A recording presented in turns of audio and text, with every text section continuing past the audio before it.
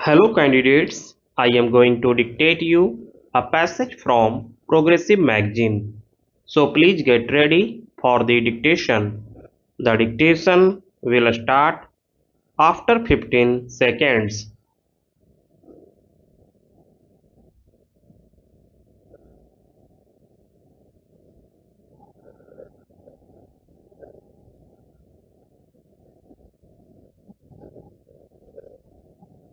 Mr. Vice Chairman, Sir, I rise to support the Constitution Bill and the Representation of the People Bill as passed by the Lok Sabha yesterday.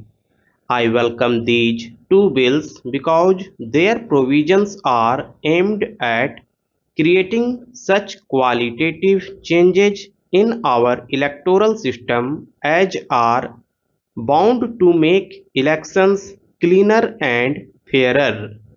To sustain democracy in the desired spirit, elections have to be as clean and as fair as possible, and it is on the basis of the experiences certain changes are proposed to be made in the election laws of the land based on our experiences after the passing of the Representation of the People Act by the Parliament. We must not forget, as my friend was just saying, that there has been a lot of talk about such reforms. On the one hand, the opposition parties have been demanding, and on the other, our ruling party, the Congress Party, has also had its own experiences on the subject. As the minister was telling us, in early 70s, a joint parliamentary committee discussed this problem. And last year, I must tell you, our own party, the Congress Parliamentary Party, had its workshop on this very subject. After the parliamentary parties' discussions, I mean, first of all, the parliamentary party discussed it.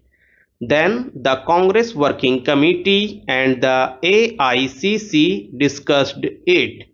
And after the recommendations of the AICC were available, the Prime Minister consulted various opposition parties on the subject. After all this, as promised by the Prime Minister earlier, this session has been extended just to pass these two bills. Thereby, the ruling party will be fulfilling one of the very important promises made to the electorate, as the 52nd Amendment to the Constitution went a long way in preventing defection amongst political parties.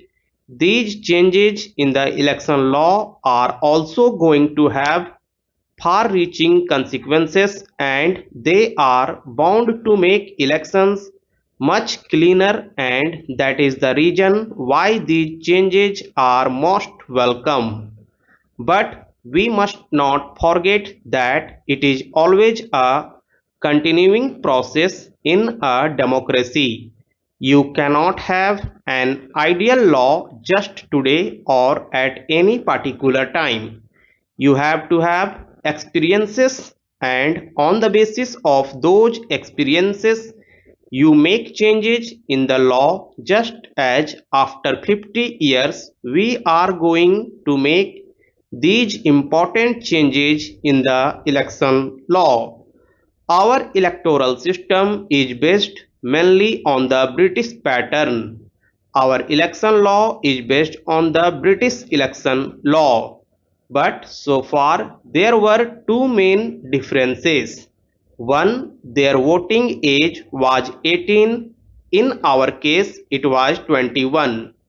The second difference is, and will perhaps remain to be so, that there are no reservations of seats under the British law as we have here for scheduled castes and scheduled tribes candidates, which of course, is because of our own peculiar social conditions. That is why I said perhaps that is going to stay for some time more.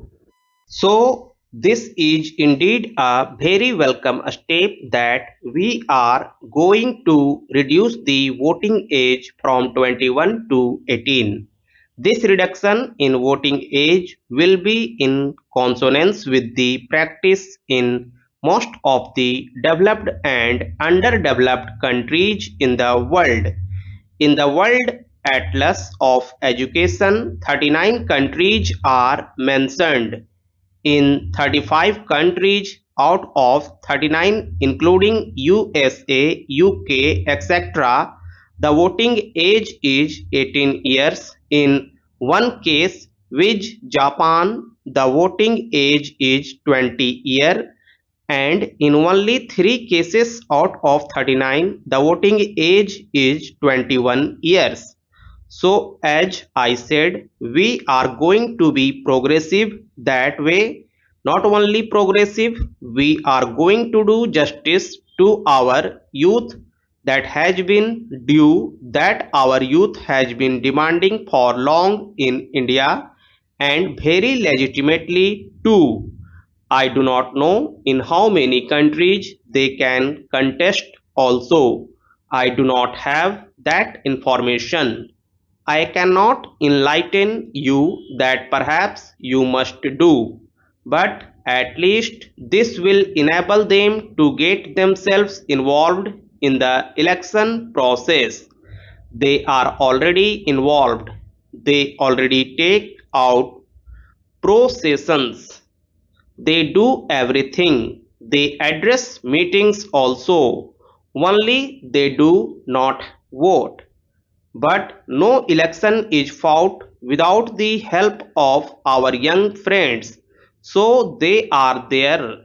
At 18 years, they are sufficiently literate, also educated. I think more than 70% in the age group of 18 to 21 years are literate. When the founding fathers of our constitution adopted universal adult suffrage, what was the incidence of education in India? Four-fifths of our people were not even literate, and still people like Pandit Nehru and Mr. Rajendra Prasad said, no literate or not literate, we must give them this right to vote, right to participate in elections.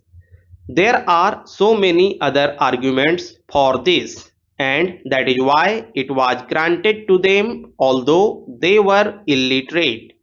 Some people objected also at that time in the Constituent Assembly because they were not aware about it.